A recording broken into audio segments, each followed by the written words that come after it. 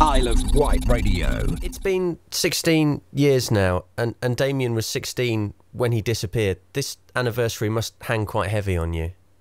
This is the one I've been kind of dreading because Damien's been missing 16 years, and he was 16 years old when he went missing, and it's just very hard to bear, to think that he's been gone as long as I had him. And that's really a very difficult milestone, because obviously, we still miss him desperately, and I just want justice for Damien. This is, I can't really move on, and I can't stop thinking about him, and I can't stop wondering what happened to him. And really, if Damien was murdered, we want justice for Damien. And I really just want to know where he is. I just want to know where my child is. That's the most important thing, is just to know where he is. I can't imagine how you cope and how you move through day by day. Is it the struggle? Is it the fight for awareness that keeps you going? Yeah, I think indignation and anger over lack of police involvement over the last, I would say, about 14 years. It just spurred me on to want to, just fight hard to make sure that Damien's not lost, and well, not forgotten.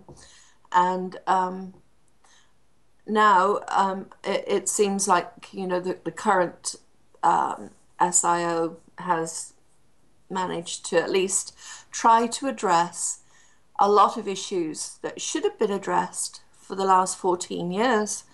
And I'm going to be grateful for that. It's frustrating to me that it's happening now, although I'm glad it's happening. It's extremely frustrating and hard for me to forgive the initial investigation where, I was treated like a hysterical woman, and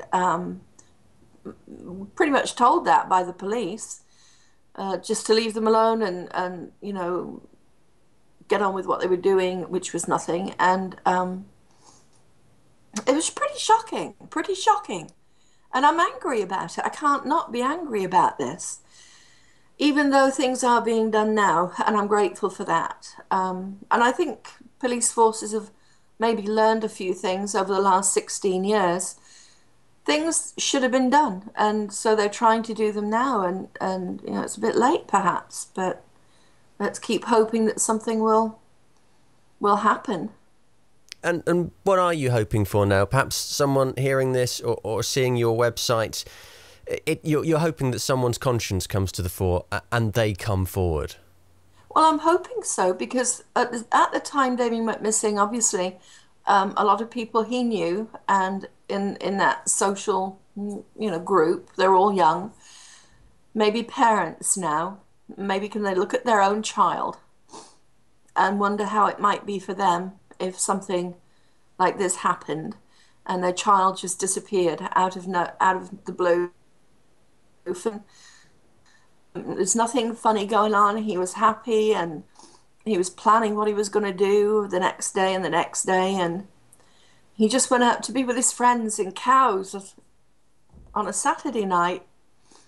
Granted, he was, we know now, vulnerable because he had been drinking cider. So if there's any lesson to be learned here, let's hope any young people out there might be listening.